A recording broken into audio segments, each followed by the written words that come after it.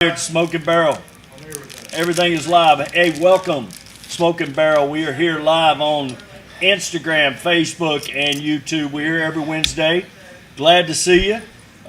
Man, we got a great group today.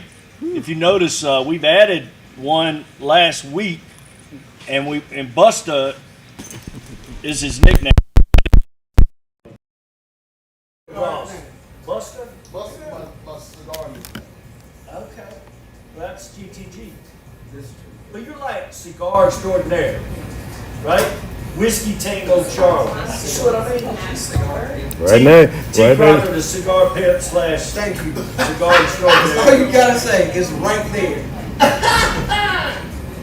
She's got on like light wear today so you can see it really well. Listen, She's sexy. it's hot. It is hot. Okay, it's hot. But they put the air on deep freeze in the lounge, so I have to bring my jacket because they be trying to freeze me. I think it feels great in here. It feels good now. Now. So we got Whiskey Tango Charlie, Luke Ross, T. Crocker, Brian Huff here at Smoking Barrel. We're just here to enjoy our day, invite you into the living room, enjoy your time with us. Man, we're smoking some good stuff and drinking some good stuff today. We have the LFD Grand Suave number 5 Maduro. It is a blast from the past. So Lido decided he was not going to manufacture it anymore, brought it back. Some of the government regulations on how they're going to bring the cigars allowed it to come back, which is good.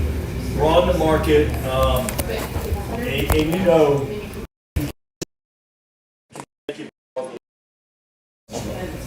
it's got a good in here, but we talk about the Connecticut broadleaf. It's phenomenal. Really? And you know, it looks dark, right? It looks like a Maduro. At best, I'm giving this a medium. Not a lot of pepper in it. It's just smooth sailing.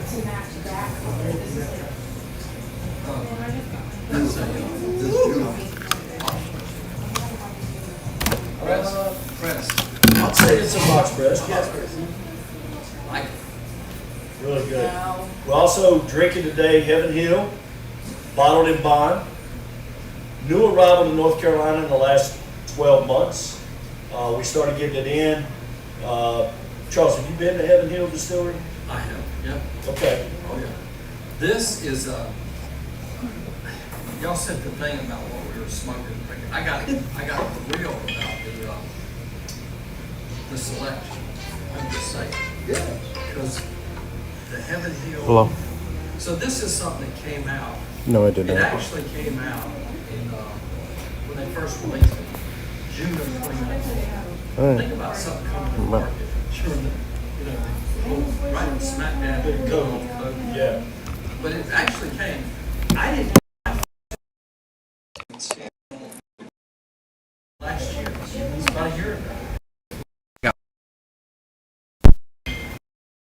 Time I see that anywhere, in fact, I just saw one. It was sitting on the shelf down there at Chuck's place, sauce place. And so yeah, it initially came out in probably mid $40 range. Now you find it. Wow, this is a $55 bottle. Bottle and bond, 7 years use. A low rye bourbon. I'd say about 10% on the rye content. But this is just knocks it out of the park. This is, I mean, you and I got a hold of this and we were like going crazy. We were kids in the Kansas. Yeah. So you got a great profile, just standard. You smell that's great, solid. Like get up there. And he's like, yeah, okay. You got your oats, you got your spiciness in there. You get a little hints of some. It's very smooth. Then you get on the palate, you get the sweetness, oakiness, and sweetness. Then you get some cinnamon in there. And it's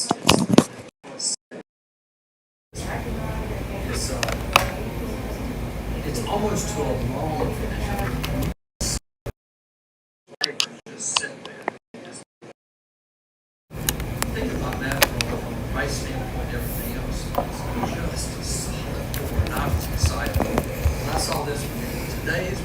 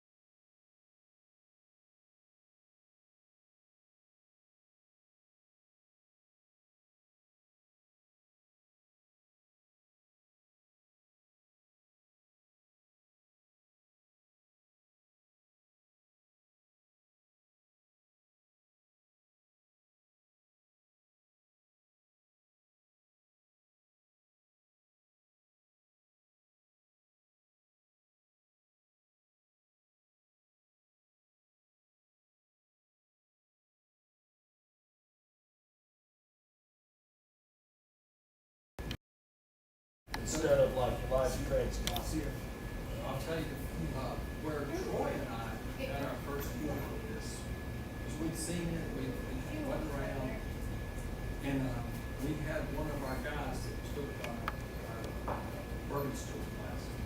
He's one of them. We told him this story probably offline.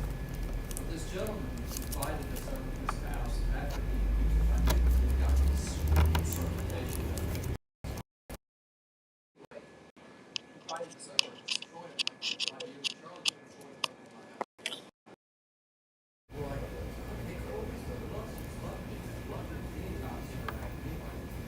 So we come in, and he had this one, Heaven Hill 7 years. Yet the second pour was Heaven Hill 7. Oh, wow. 7. Holy smokes. Now, so we got the first sip of this one, and I can tell you that between this one, now this has a little more. There's some obviously some softness that happens with 17 and 27, but this held its own, in my opinion, to the 17 and the 27-year-old. Right. And his whole thing about the event is he was demonstrating a 10-year spread between each pour and how the kind of And probably $100 difference between them. 100, yeah. More than that? I think the MSRP on the 27 was, I think it's probably a $2,300 to $2,500 bottle. Oh, just a little different. Yeah. My Jesus. Wow. I would like the opportunity to judge it myself. Wouldn't you, Luther? Yeah. I mean, if you're gonna do it, You know, I mean, I'd twist like your to take arm, his word make your- for it, but I would like the opportunity right? to try that myself. They're quite No. phenomenal. now question for everybody, because I'm not an aficionado when it comes to bourbons and whiskeys. But I'm reading on this bottle, it says bottled in bond. Can you explain to me what that means? Yes. So the bottled and bond thing, it means it goes. They take it through the normal process of distillation and all. They put it in the barrel.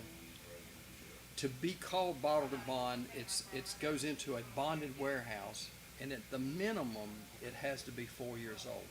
Okay. And the second thing in that is it has to be bottled at exactly 100 proof. That's 2 requirements. So this is actually above and beyond. And you'll see bottled and bond on some other labels. And then if there's no age statement on here, you can almost rest assured it's 4 years and a day old. Okay. If there's no age statement. If they've got extra age on it, you better believe they're going to put the age on it. So now I've had some bottled and bond. Old Fitz, I think, is a bottle and bond. It's a 17 or 12 year or something like that. Mm-hmm. Yeah. So, but it goes into a it's about a designation that it's not been messed around with, Okay. and you know that it is what it is, and you know we can go into a lot about the history, but back in the day there was a lot of hanky-pankying going on, and that the bottled and bond was a way of assuring that you were getting pure juice. I mean, what was in there. So in the late 1800s, early 1900s, there were a lot of folks making their own bourbon. And they were making it with kerosene, they were making it with whatever. So that term rock gut, you've heard that Oh, term? yeah. That's where it was coined. Oh, okay. Okay, because if people would die from drinking bourbon. And the quality was so bad, the government stepped in and says, hey, we got to make sure how the quality is going to be so people stop dying. And it kind of came out during Prohibition because what they were trying to do is use it for medicinal purposes. So you wanted that element as well. Yeah. So E.H. Taylor, Mm-hmm. bottled in bond small batch, one of my absolute favorites. Top 3 bar none is a 7-year-old as well, Okay. or longer, depending on which batch you get. But Right. I was verifying that while you guys were talking. But Yeah. yeah, it's also the same way. Nice. Okay. But the bottled in bonds, you know, being 100 proof, you know exactly what you're going to get. I think it's going to be smooth. This one more butterscotch for me. You know, it sits back here. It's got a little of that cinnamon on the back of my throat. Okay. But yeah, I mean, my next door neighbor is you know, he drinks bourbon. He doesn't drink a lot, you know, and he's like, we had to get together. Tom, Yeah. we had our get together at our house, and he was like, hey, what do I bring for a bourbon? I said, I got you. I said, you're going to be one of the most popular guys there, I promise. So I got him one of these. You know, took it to him so he could walk it over from his house and Cool. had it. But yeah, so that was cool. So that's bottled in bond. Yeah. Yeah, I like this one.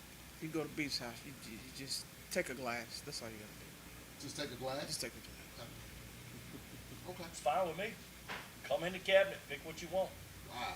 As I tell Jack, anything is available that is already opened. Okay. If it hasn't been opened, you're It's not not allowed to available. touch it Okay. unless I'm there. And then you fussed at me because I told Talon he passed 2 liquor stores to get in my house. What? Oh, I got Smoke Wagon at the house. I do too. It I ain't got- open. I got some Buffalo Trace. Nope. I got the single barrel reserve Buffalo Trace. I mean, I got that's rare. Uncle Wow. Nearest It's a barrel Rock, pick. Smoke Wagon, the one that you gave me, and the little, Yeah. that one, and I got some Rebel 101. You drink the one I gave you? Smoke Wagon? No. Anybody opening my Smoke Wagon? I figured Talon might have got some. He's still living, ain't he? Oh no. Well, All right, so let me tell y'all. Go ahead. let's go about the cigars, man. I'm curious. You talked a little bit about that, but tell me some more about this. Well, you know, it was one of those crafted. I think I want to say it was 10 years ago. It came as a limited release, but then they, you know, discontinued it. Like a lot of limited releases, they'll release it. So LFD has a pretty broad spectrum of cigars, and they decided to bring it back for a number of reasons. And we had not seen it. T, right? Eric Kramer came by, our rep from LFD, Right. and we sat together over in the corner, and he said he had a bag, you know, pick one. And I you know, as much as I love LFD, I didn't want to pick one I'd already tried. Right? Sure. Let's try something different. So I picked this up. Did you have the same one? Mm-hmm. Now you had the natural, or did not? Okay. You had the natural. I had the natural, you had the Maduro. And it was smooth, right off the light. It had flavor, character. I liken it to the Hoya de Monterrey El Torcedor that y'all know I love. It's a medium, you know, mild to medium cigar, but it has so much flavor. And the burn on these, you know, are so consistent. That oily sheen that you have helps it burn slower, and you get to enjoy it longer. I like the size of this one. It looks to be a 54 by what, 6? And all right, I got to stop here and tell you something. So this would be a good question in the future. Okay. What size is a Toro? What size is a Robusto? Because I'm gonna tell you what, there's no standard size. Everybody has their own size. It's within a parameter or two, but you'll have 54 by 6, or you'll have 54 by 58. You know, it's really weird how they judge what they call it. So, not all of them are going to be the same size. So keep that in mind. Okay. And you learn this the more you do it, because with North Carolina, you got to list every cigar you buy and send it to the government every month. Okay. So every cigar you buy, the description, and you find out, well, this is a Toro, but it's 5.5 by, whatever, 64. Imagine that. Why can't it just be standard? Why can't they just say we are Cigar Lounge and that's what we do? Oh, you talking about the Department of Revenue? Oh. Now, I will say it's a trade-off, because they started doing this when we went to 30-cent max on the tobacco tax. Right. So, you know what, it was 12.8%. I'll take it. I don't mind the work if we're not having to charge more than that to the customers. So I go to, there's another thing on LFD that's interesting. I go to La Palma Cigar Lounge in Denver. Wonderful place. Met Clay, the owner. Perry's the bartender. Perry hand rolls their cigars that they Really? have in there. Whoa, She's not hard on the eyes either, Okay. a bartender that can roll cigars. Wow. and easy on the eyes, and can make one heck of an old fashioned. There we go. The unicorn. Oh, that's what they call her. The unicorn. And she is. So Wow. I go in, my what do we call in-laws, fun in-laws, no, friend in-laws. Friend of ours. I got you. Phil Buffa, hopefully he's watching. Phil told me about it, his last visit to the girls. So we went out to Denver, visit the girls this past week, and he said, man, you got to go to this cigar bar downtown. So opens at 12. It's a Friday. Had to be a Friday. So opens at 12. The girls, they're doing their thing. So I take off. I get down there about 10 after 12. Just chilling. A couple people in there. Right. Well, all of a sudden, these guys start pouring in, and I happen to be sitting in their area, right? This is like church, Okay. and I look up, and I'm like, all right, am I sitting in someone's seat? Oh man, you're welcome. This is the book club. You're joining the book club today. Okay. I said, what we reading? Oh, no. That's just sort of a name that Joe came up with. Joe is their Harry. Okay. Okay? Oh. So Joe brings a book. He's the only one that brings a book. Okay. But you have Randy, okay? You've got Sebastian, Eric, Mark, Jim.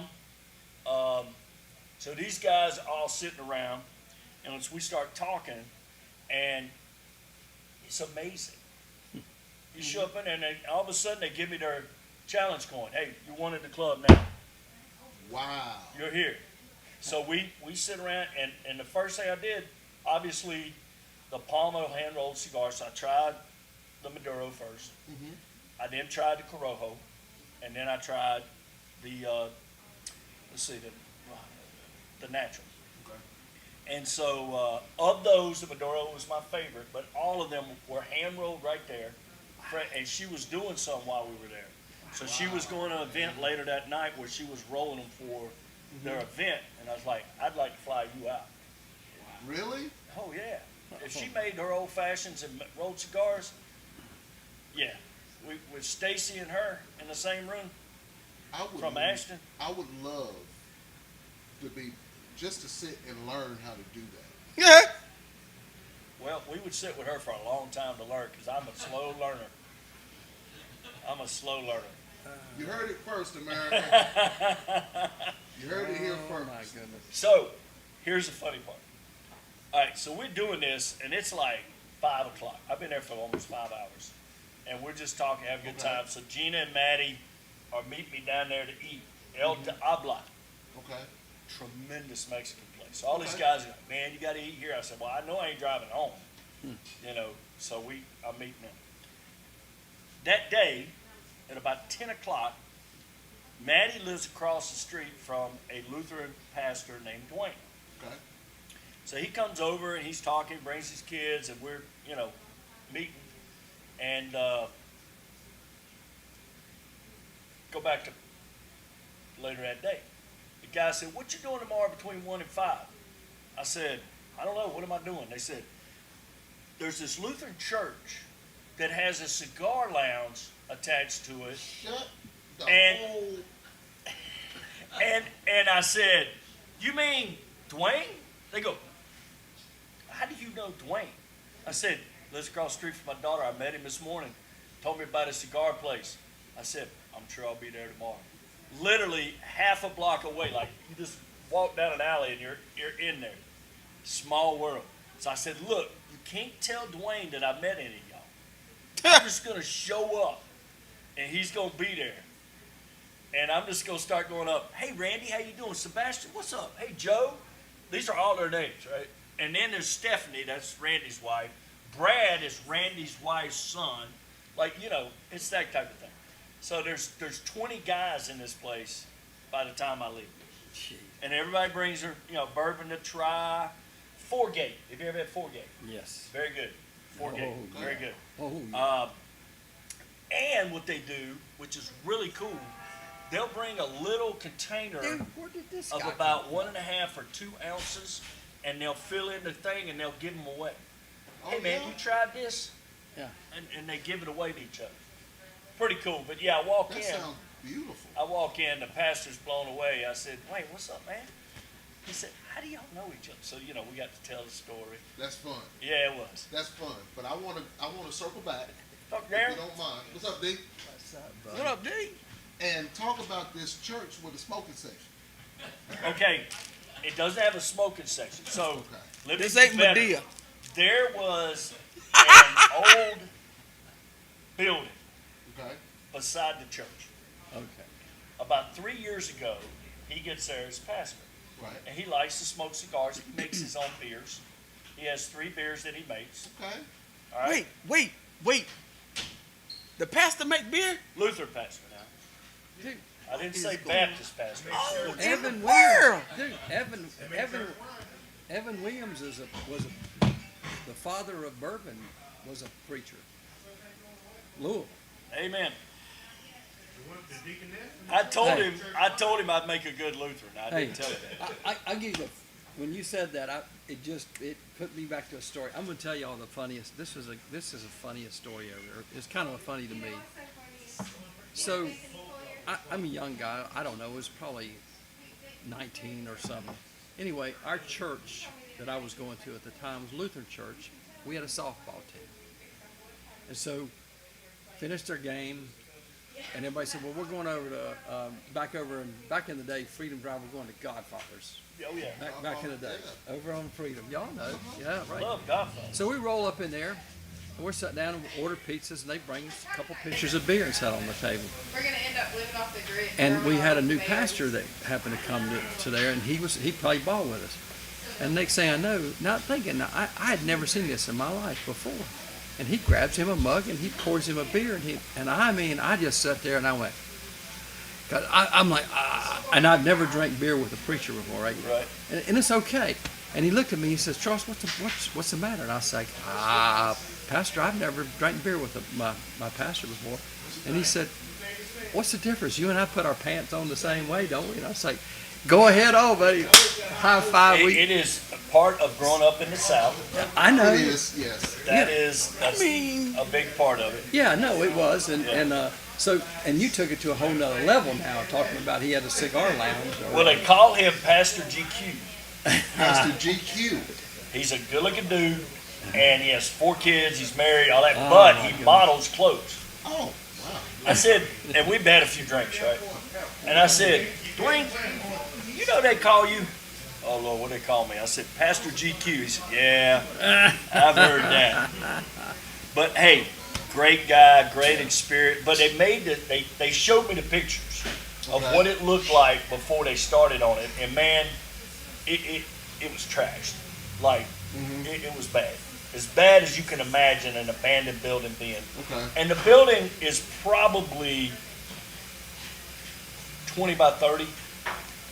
Okay. So it's comfortably set So it's a couch, like a regular couch, 2 seats on the end, and chairs all around, you know. And he has a wine fridge. He's got a regular fridge for, like, you know, regular drinks. He's got a refrigerated tap with his 3 beers, you know, and then a bar where people bring their bourbons to share them. But Elijah, okay, Elijah is the bourbon guru of the group, Okay. Cool. no doubt.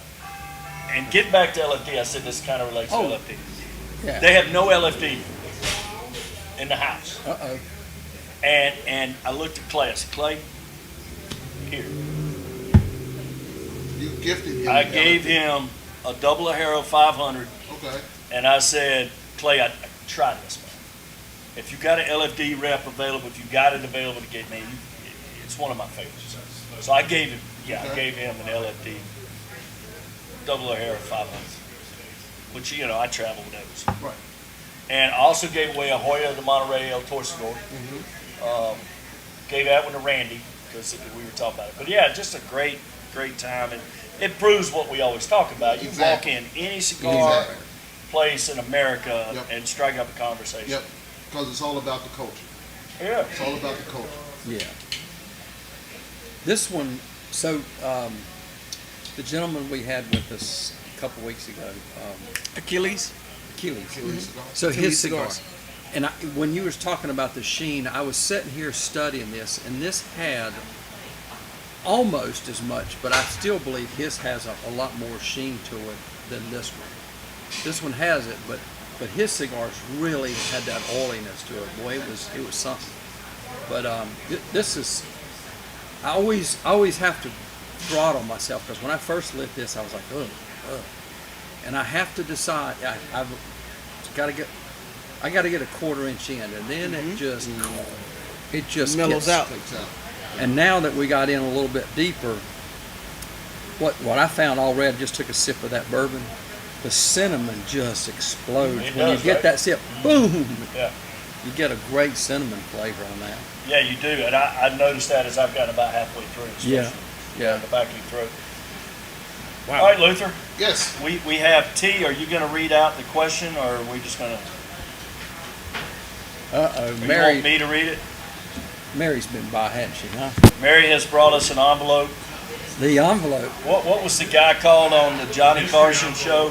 Oh, yeah, the great, Great Santini. yeah, well, hold it up to Oh, his you gotta hold forehead. it up here. Yeah, you got to hold it up it here. Great Santini. You gotta hold it up. You got to here. give us the answer before you Give the answer. Give the answer and then read the question. My coworkers. Okay. My coworkers. All right. And then you got to do Ed McMahon. You could be a millionaire. Yeah. All right. How were you introduced to cigars? Charles.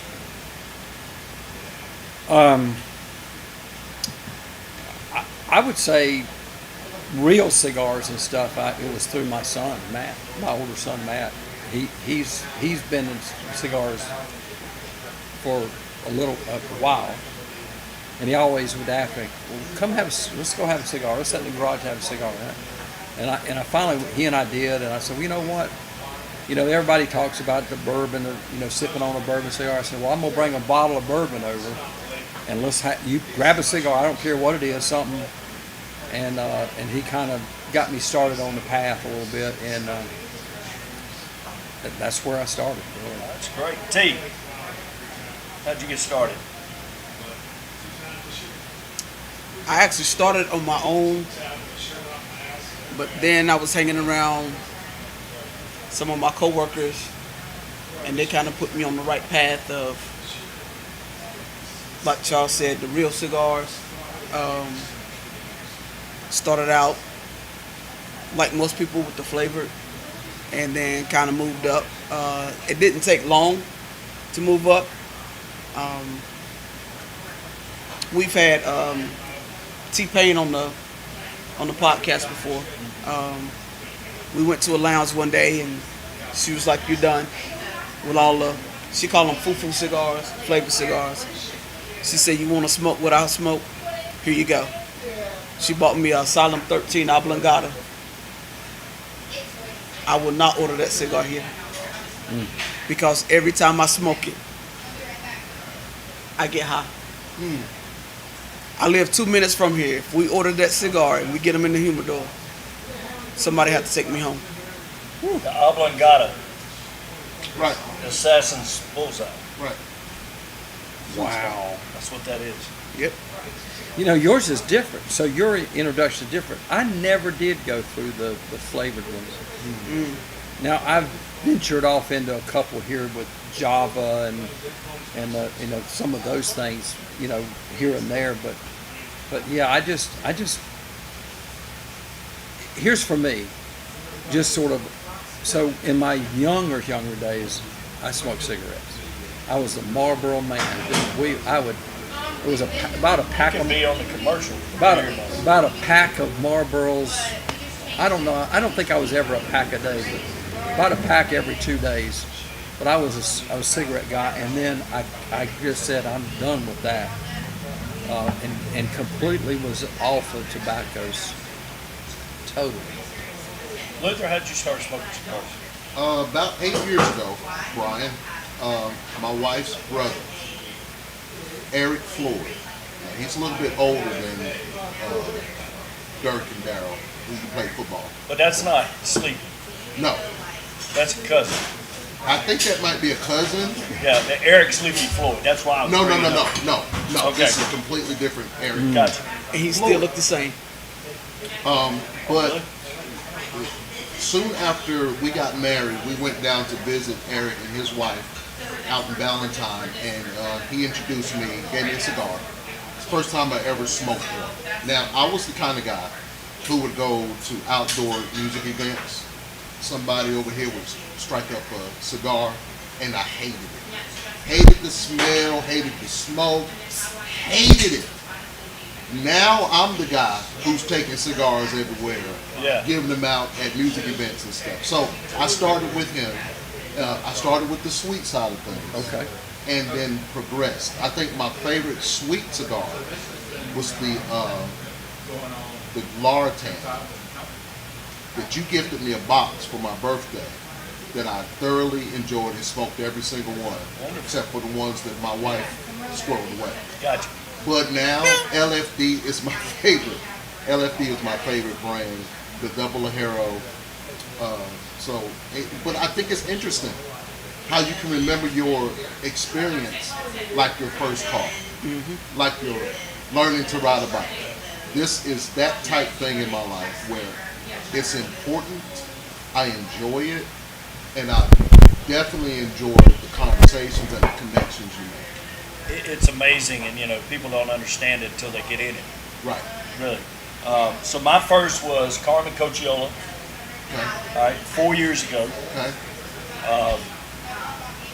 He said, "All right, we need a cigar lounge." Like, all right. Well, maybe I need to smoke a cigar. So I started with the Oliva O Toro. Oh, great. Okay. So I didn't start with flavored. Honestly, didn't know anything about flavored cigars. And he gave me one, and I tried it. And I was like, pretty good. It's kind of bland, you know. And then met Carol Lee Martin, Joe Cigars. She introduced me to the Gran Puro Nicaragua, and that one was one of my favorites when I first started. I would call it a medium, maybe a medium cigar. Then we got to, I don't know in any particular order. So what I would do, I actually was watching a podcast. It's part of my education about cigars. So I started watching the Cigar Guy. He's out of Arizona. I'm trying to remember. But they had Viking cigars. They make Viking cigars and some others. And they would have a cigar on the program, and then you could buy a 5-pack. And it would be a 5-pack of anything, but it did include the cigar that they did on their show that day. So I'd watch it on YouTube, right? And then I would order the 5-pack, not knowing what I was going to get. And I would try all of them. Not in the same day, right? Right. Wasn't quite up to 5 cigars a Right. day at that point. but I would try them all just to figure out what I like. You know, and they never sent flavored cigars. You know, so I never. The only flavored cigars I've ever tried is ones, and I haven't done one on the podcast, right? Because Carol Lee brought them and I wouldn't do them. I may know the espresso. This one when you did. I've had the espresso on the podcast. We did. I wanted to find out. So our leading, and most everybody's leading seller of flavored cigars is Fat Bottom Betty. So I needed to try that because I want to find out what it's about. And people are going to ask me, what's it like? So I need to be able to tell them, right? So I tried that. I've tried. Oh, I'm wrong. Oh, you know what? I am telling you a fib. So after I had the Oliva O from Carmen, my son was in school at Appalachian. Right. And I went up there, and we went to this place that had cigars and beer and wine, not bourbon, but wine and beers. And he said, "You need to try the Cuba Cuba." Okay. I asked him Cuba Cuba, and I smoked that, and I did not like it, but I smoked it with him, and it was good, right? But so I'd forgotten about that. Okay. So that was sort of the way I progressed. And then having been in here, you know, one time, you know, I was in here, 18 hours a day for 6 or 8 months every day. And you just get to where you want to try everything. You got the time. Right. You know, it's hard to finish one, as you know. Right. You guys know when you work in here, it's hard to Yeah, finish a really cigar because you're working with people. But it gives you that opportunity. Yes. And I really try to experience all of our cigars in our humidor. I'm not 100%, I promise. But I've at least tried that brand, and I've at least tried, if I've got 3 facings of the same type cigar, I'm going to try at least one. Yeah. You know, and I like to do the different sizes. So for people who smoke, you know, they're like, well, we got a lot of people like 660s, right? I think you're missing out on a lot when all you smoke is a 660 or all you smoke is a Toro. And I'll go back, and T is a real fan as well as I am. I mean, the Flathead 660 became my favorite cigar. And then I tried the Spark Plug, the Roadkill, the Steelhead, and then what's the other one between the Spark Plug, the 450? Is that the Spark Plug?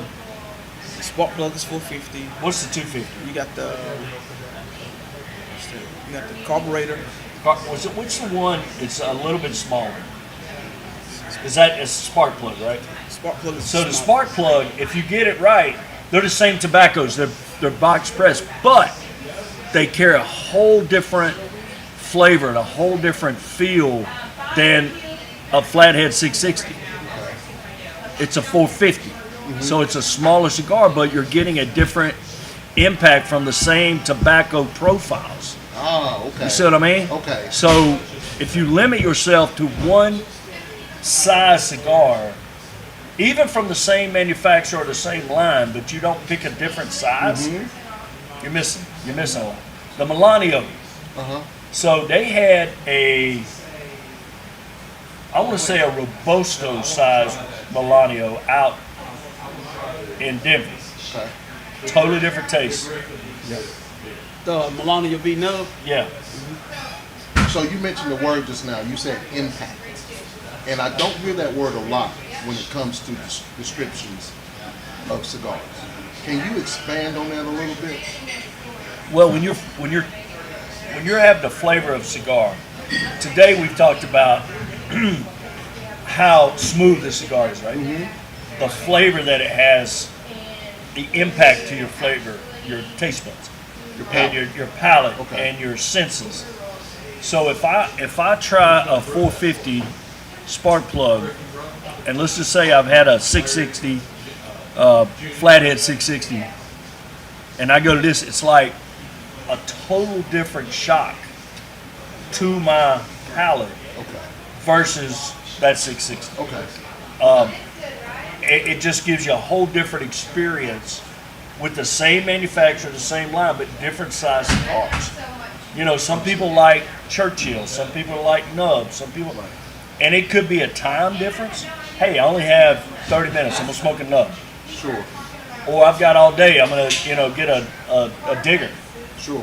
You know, so those to me is an impact to my experience. It really makes a difference in what I'm going through. Nice. So a lot of now, I get them here and there. I order a Lancero. A Lancero is basically it's a long, skinny cigar. But what it is all the flavor of a Toro or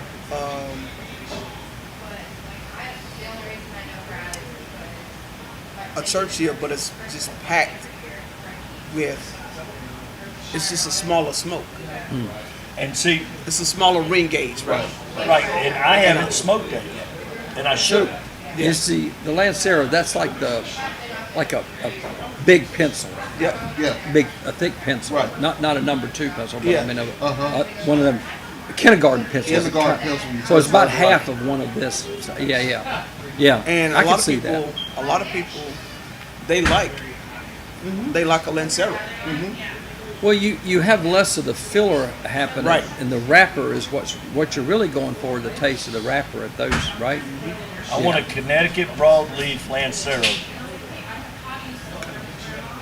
Wow. That I want to try. Well, parallel that when you're talking about that impact thing, and so it's really think about something like the Paragon, right? So there's the Paragon that comes out, and so they got an 86 proof. They got one that's a 90 something. Then they got cast strength. Right. It's the exact same stuff. It just proof it different. So what are you in the mood for today, right? Right. You want impact? Go get the cast strength. Right? You But you want know, to you want something smooth and just light? Get that 86 proof. And the thing about bourbon is you can proof it yourself. Well, yeah. You know, Okay. and let's just say, Luther, you got a cash strength and it was 124 proof. Okay. It's coming straight out. The barrel's no proofing down. That's what you get. Okay. And that juice for you is just, oh my God. Come in a little bit hot. A little hot. Put a little water in it, throw a little ice in it, let it melt down. Now you're proofing it down yourself. Okay. All right. Yeah. You know, So I know you were out of town. Charlie, sorry for your loss. Death for the family. I bumped into Luther a couple times this weekend, but one of my cousins, she's actually been here a couple times. We had her 50th birthday party. And it was funny because I walk in and I see people that from back home that I haven't seen in a while. And so one of the guys that I bumped into, him and his wife, and I've seen this lady a couple times here and there at the airport and never knew that was his wife. And so I get out of my car, he said, "Oh God, here we go." I said, "Man, I ain't even got out the car good, you just started." Well, lo and behold, he was like, "I know you got something in that bag." I said, "Yes, I do." He was like, "All right." He's like, so we go through the games at the birthday and we start to eat because the food was great. I got the caterer's information. Food was great. So I walk up, they have 3 things of orange juice.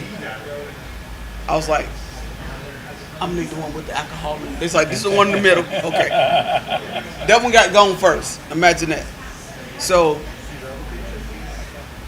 he looks at me, he was like, "You going outside?" Yeah, it was hot. But he was like, "I gotta smoke a cigar with you." Because every time we bump into each other, we somewhere smoking a cigar. So we go outside. I give him the Next Generation by Legacy. He in love. Where'd you get it? How'd you get it? I was like, "We got him at Smoking Barrel, man." He's like, "I'll be up there. Matter of fact, I'm gonna send you some money. I'm gonna need some of these." I was like, "Man, y'all might as well just come up to Smoking Barrel." yeah. So we had a good time. It was good to see him. her daughter and her boyfriend flew back out Monday, going back to Texas. So we had a good time. Well, there was a lot of dancing. Oh my God. I saw some pictures. Yeah, I saw some pictures. videos. I saw videos. They didn't have a couch there, thank God. T, Thank God they didn't have a couch. They didn't have a couch, right? No. T, No paternity for you. T. Nope. T. Ah. I was thinking about you this morning, T. I was watching the news this morning, and I know this is not your area at the airport, but I love it. These people were trying to take matters into their own hands over at the airport. The baggage things were clogging up, so the guy climbs up in the machine, goes up the ramp, and go up there and starts pulling bags because they were all clogged up. And old security came down. Oh, they were tearing him a new one. Well, Like, yeah. what are you doing up there? You can't be up there. He says, I'm just trying to get our bags out of here, man. Oh, We just got off a flight. We're tired. we're tired. We We're get tired. and everybody around was cheering him on. They were about to beat up the security because it's like, leave the man alone. Look, man. Well, I said, thank So- goodness T ain't down there on this because she take 'cause care I'd of have been business. Go ahead, pull them down. Pull them down. Pull them down. So yesterday, I was on another checkpoint, and I'm standing there, and all of a sudden, I hear this noise just outside the front of the checkpoint, and I look over, and there's this guy on the floor, like the sound of his head hitting the floor is what caught my ear. Thud. Like, thunk. I was like, oh shit. So I turn around and look at the supervisor and as like just call medic. So I go out there and sure enough, he's down for the count. Wow. It just amazed me after I was talking to him and trying to figure out, hey, you okay? This, that, and the third. What kind of medical history you got? Because I'm about to tell medic this when I get there. And first thing he said is, well, I wasn't feeling well this morning when I left the house. My goodness. Well, you could have started feeling better. No, Brian. Did he have a heart attack? What happened? No. He was like, yeah, I didn't feel well. I wasn't feeling My stomach kind of hurts, this, that, and the third. And then he looks at me, he says, I got to throw up again. I was like, oh, here we go. Oh, that Sir? would be the end no, of me. no. I'm like, dude, just, all right. So they finally just carted them off, whatever. So I went to checkpoint C after I saw you. Oh, okay. So I have to be wanted. So I get in the machine, I step out, and of course, it's got the Got the knees. crotch thing. No, it ain't the knees. Oh. There's something that goes on with the security. They're used to it, but it'll show something in your midsection, right? Right. So I didn't say what I said last time. I was like, I'm gonna be cool. I'm just gonna sit here and let him do his thing. So he starts. He says, you look kind of familiar. I said, really? I said, I'm on most post office most wanted posters. He said, no. He said, cigar bar. You a smoking barrel. I said, yes, sir. Thank you. He said, oh, yeah, I've been there. I said, that's a great Nice, place, man. I man. love that place. Nice. I said, well, I appreciate it, but listen, you're going to have to get a little further down right now because you get a little close.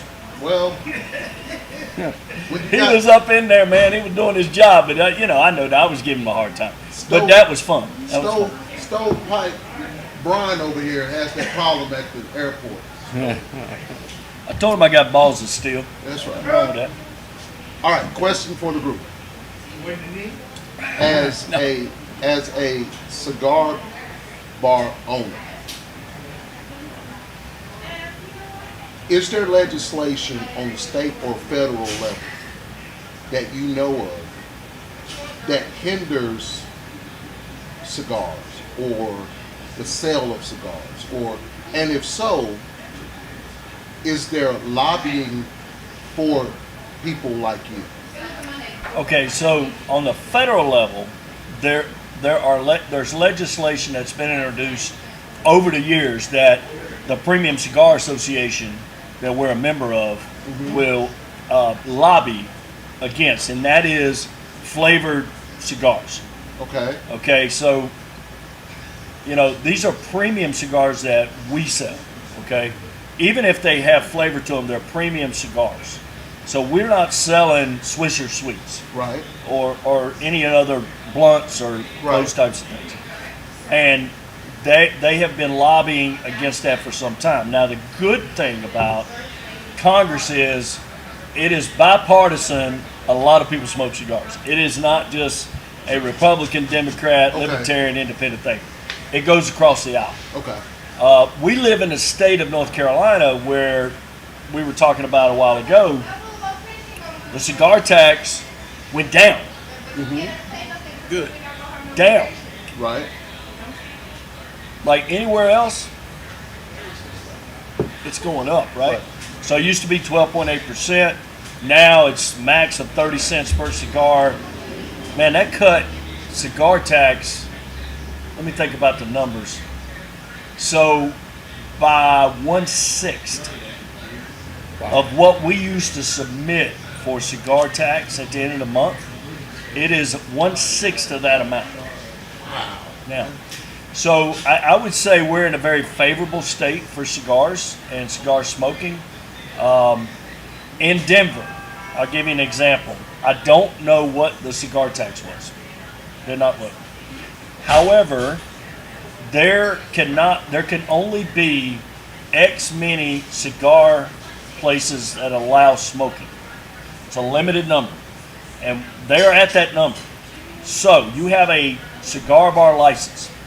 If you make an alteration to your bar, and let's just say in this circumstance, he and I spoke about their ventilation system, and I was curious. You don't have any smoke eaters. You've got a fan in the front. Well, you got a fan here and a fan over there, and that's it. Now he has, I don't know, our cylinders are comparable, and I kind of shared with him the louvered system we have in the back here. If you turn it on in the back and you get it going out in the front, then you're going to blow that stuff right out. I mean, it'll be great. However, if you do that, you have to go to the city and pay pretty substantial fee in order to make any alteration, and you could stand to lose your cigar license in the city. See, I think that's bullcrap. So yeah, I mean, he's kind of limited on what he can do. I said, so if too you, much, what if you didn't make an alteration to your bar? Will you help him out? What if you didn't make an alteration to your bar, okay, but you put in smoke eaters? So Pure and Go is who we bought our smoke eaters from. Oh, that's 25. They are $2,800, well, $2,970 now. And I pulled it up for him. Sierra sent me some pictures of it, and I said, you could do this. Is that truly an alteration to the physical location you have? Whereas building a door like that might be, but if you put these in, so he's looking at it. But we live in a very cigar-friendly state, especially compared to others. And of course, we're traditionally tobacco state, Right. so Right. that helps. Okay. Well, I mean, that's just like California. Like, the cigar tax out there is outrageous.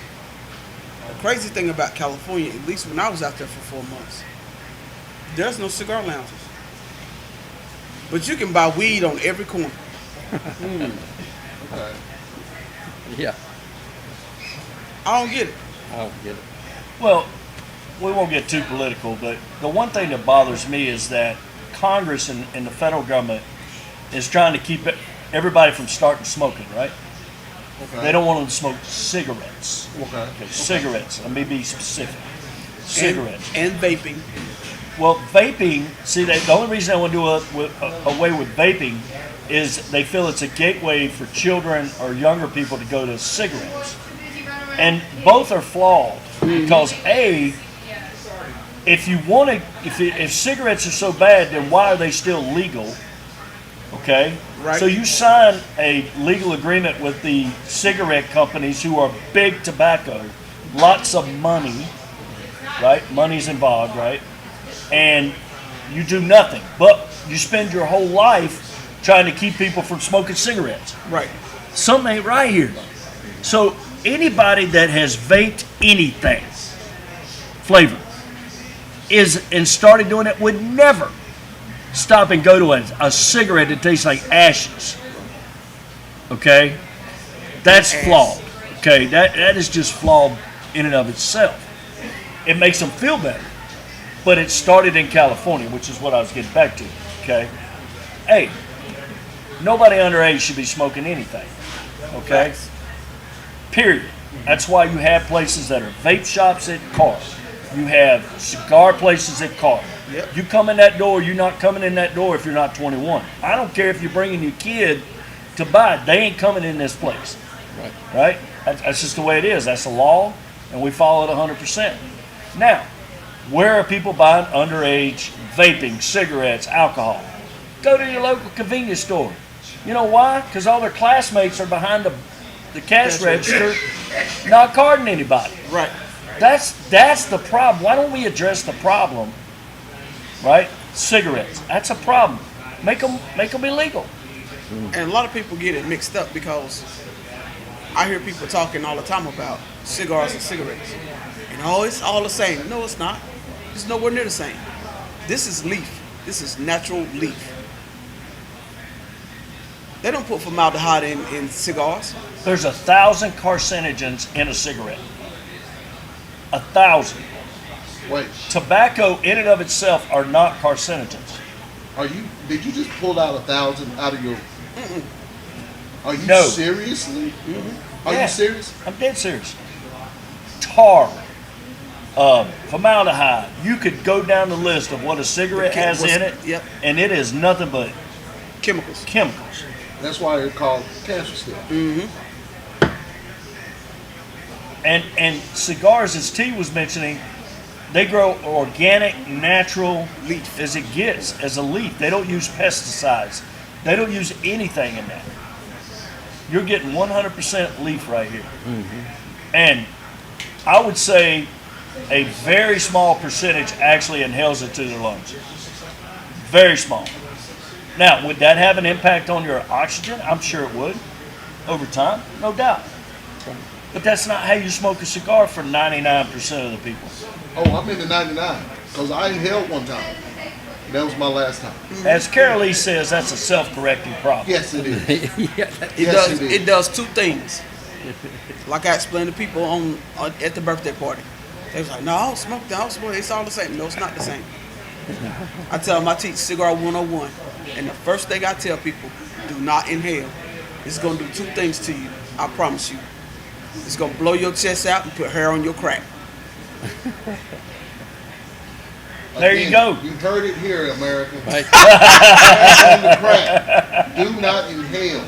Not that I'm going to verify that. Right. That part. That's on the next podcast That's right. Yeah. after this. I think people need to be educated. I mean, you're sitting there. We were talking last week about George Burns. 96 years old, smokes 10 to 15 cigars a day. 96. Mark Twain. You could go down the line. Winston Churchill. If you watch, it's really interesting. If you watch programs or movies from the 70s and 80s, Yes. there's more cigar smoking, Yes. bourbon drinking going on, and those people are still around. Hey, I got a better one for you. Duncan. You guys may not know Duncan. Duncan has been in the cigar industry for a long time. His mother. She is, I put her at 80 plus, At least, yeah. at least. You will see her and Duncan smoke a cigar together. One of the sweetest women I know in this world. She's a little tiny thing, but she'll smoke a cigar in a heartbeat. Now this cigar, just getting back to this one, I've retrohaled this like 6 or 7 times. the fruit you get when you retrohale is I'm just scared it's gonna amazing. singe my nose hairs. Well, maybe they need to be trimmed. It's something, but I can't do it. I can retro pipe tobacco. I can't retro cigar smoke. I don't know what it is. I don't know It the will technique, burn, so I like ain't right even, now it's burning. I don't know the but technique. I've never retrohaled. Maybe later on in the future, but not right now. I'm scared. I'm It is scared. good. It's just the flavor Yep. that I'm not getting just in my taste buds. Uh-huh. I get it through my nose, and it's just that sense. Yeah. It's a bouquet. It's amazing to think that this cigar, the way it smells, you know, you didn't like the smell of cigars at one Right, time. when I started, yeah. We have people come in here. I don't smoke, but I love the smell of cigars. I hear that a lot. Yeah. But this cigar, when you retrohale it, it's just a whole nother world that comes through. Right. You know, I get that. A lot of people say it reminds them of their dad and stuff Yeah. like that. Nobody Yeah. really likes My it. granddad. Right. Yeah, it reminds them of their father, their grandfather smoking either a pipe or a cigar. It's that flavor they got used to, that smell. Yeah, So cigar smoking can be nostalgic. Yep. absolutely. Just another feather in the cap of why you need to be smoking cigars. And you really need to be smoking them right here at Smoking Barrel Mount Hall. He is. Luther. These guys are our greatest advertisement, right? Word of mouth. That's what Absolutely. it's about. Because your word of mouth is really what started this place. Because tell the story that you didn't do a lot of advertising. I did. We put up a billboard out on Wilkinson Boulevard for about 6 months. Okay? But once we opened, all it said was coming soon. And that was it. And then once we opened, it was like people started coming. You started coming. You started coming. You know, and then people, you know, would just gradually find out it was available. And before you knew it, and this was during COVID. Right. So nobody was going to work. Everybody was quarantined or Right. they were out. That whole bar was lined up. These chairs were lined up. They were like, we need somewhere to go. We smoke cigars. This is great. This is, yeah. And that was all word of mouth. I saw the sign at one of the car washes in Belmont. Yeah. There was a little sign. I was going through. I'm like, what's that? Huh. Okay. Well, let me check into that. And here we sit. And 3 years later, we have our 3-year anniversary coming up in 2 weeks. Opened August 1st, 2020. Interesting time. Really interesting time. But you know what? People, your customers are what make you. Anywhere you go, your customers and your employees. Sierra's been here since day one, right? It talks about our environment, our family environment, and that's what we promote. Hey, you're part of the family. You walk in that door, we're gonna learn your name. How many reviews have we had that said Luther remembered my name and my kid that was in Texas? You remember that one? Yeah, I do Yeah. remember that. Yeah. So, but that's the thing. You take time. People ask, why do you have a private bar? Well, there's a few reasons. One is, yes, obviously we want to regulate who walks in that door. When you walk in this door, you know what experience you're going to have. If you don't have that experience and somebody's causing that, we're going to cure that. Yes. Okay, that's given. But it also allows us to get to know our members. It's not just a generic bar. Right. Okay? Any bar can just have anybody come in, get a beer, and leave, and you'll never hear from them again. Right. We want to hear from everybody who comes in here. Every lifetime member we have gets a birthday card. Absolutely. You know, we try to touch everybody, whether it's email, text, you know, whatever we can do to reach out and make sure people feel a part of the family. Absolutely. Is it 100%? No. Well, we're striving. Could it go to spam? Yes. Could it be a wrong email or wrong phone number? We don't know. Yes. But what we try to do and what we strive to do is make sure people know what's going on. If you don't want to know, get off the list. That's no problem. Right. You know, it's not about hounding you. A lot of our folks want to know what's happening every week. What are we doing? What do you guys got going on? There's some, you know, We want to go a place where we feel part of the family. We want to enjoy our time together. You know, there ain't no problems because it's going to end. As soon as there's a problem, it's done. Right. You know, and people don't want to lose that opportunity to be a part of what we do. So not that that's the only motivation. We have great people. Yes. But they also understand there's zero tolerance. So I'm not going to bust his back open by patting on it too hard, but an engaged proprietor sitting right there. He cares about the cigars in his shop. He cares about the bourbons that we offer, but he mostly cares about the experience the customers get each and every time they walk through the door. We're here. We're not going anywhere. The only thing we're missing is you. So come more, come often. We love you. If you're going to buy your cigars, buy them here. Shop local. T, Sir. got anything? GTG's got something going on, right? Got a lot going on. What's going on? Tell me about GTG. So GTG has, we got Concord chapter's 3rd anniversary coming up. We have a new chapter opening up in the Triad area. Wonderful. We have the AJ and the Cool Kids Gala happening on August 5th. GTG is getting the table because they're part of our family. Absolutely. That's Tanya, right? Tanya and Antonio, their son. Antonio, yep. AJ, has autism, but we support them. He's part of GTG, just like they are. Greenville is also having their Hook Days / anniversary also. So we got different chapters going on, having anniversaries and Hook Days. Our chapter, right here in Gaston County, we're going to adopt the school this year. So we're going to adopt the school. We're going to do our backpack drive. Y'all bring in some backpacks. We're going to adopt the school. We also have our own Buster out of our chapter. He goes to the men's shelter once a month to help feed the guys at the homeless shelter. So we're going to collect some toiletries. Y'all bring some toiletries in. Leave them here at Smoking Barrel. Buster's going to take them over to the men's shelter.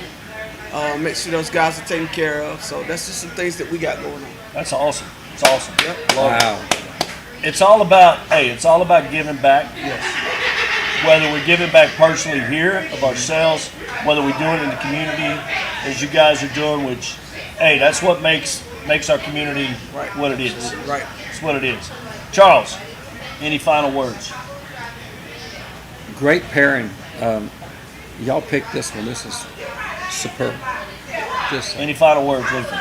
Just happy to be here, man. Thank you. We are so happy you're joining us. You add to the podcast. We truly appreciate you being here. Fantastic. Just keeping those seats warm until Carol Lee comes back. Well, we just gonna add a seat. Okay. you added. So- Yep. I saw Carol Lee in the airport. She didn't know I was there. Was So- this when she went up to Minnesota? Yeah. Oh, okay. So she came through, and she didn't know I was on that checkpoint. So I spotted her coming through. I never said anything. So she was waiting to collect her stuff. I walked up behind her and grabbed her by the waist. Oh Lord. And she turned around. She was like, "Oh," she was like, "I thought TSA was doing something different." she was like, "They're getting real close right now." So we bust out laughing. We stood and we talked for a while, and Good Lord. she's doing good. She had to fly out and check on her parents and everything. So Very cool. I thought she was gonna leave there and go to Vegas for PCA. Speaking of PCA, I saw some videos and there's some new releases coming out of PCA. We got to get our hands on it. We got to go. We got to go. We got to go. Vegas in 24, right? Yes. All right. Yes. Wow. Well, Vegas in 24. Charles, what is your best cigar you're having? Hey, this LFD is a really great smoke. This might have replaced the bones. Oh! Whoa! What? Whoa! What? You know, I was stuck on that. What? I've been stuck on that bones. For, Oh my Wow, God! man. I mean, I hate to miss last week, but Oh! you know, y'all were smoking my deal there. But It's really good. I like this one. This is good. So, good job. Thank you. Man. T, what's the best cigar you're smoking? Right now, the one I'm having right now with my family and friends. There you go. Cheers. Salute. Thank you for joining us. Enjoyed it. Join us again next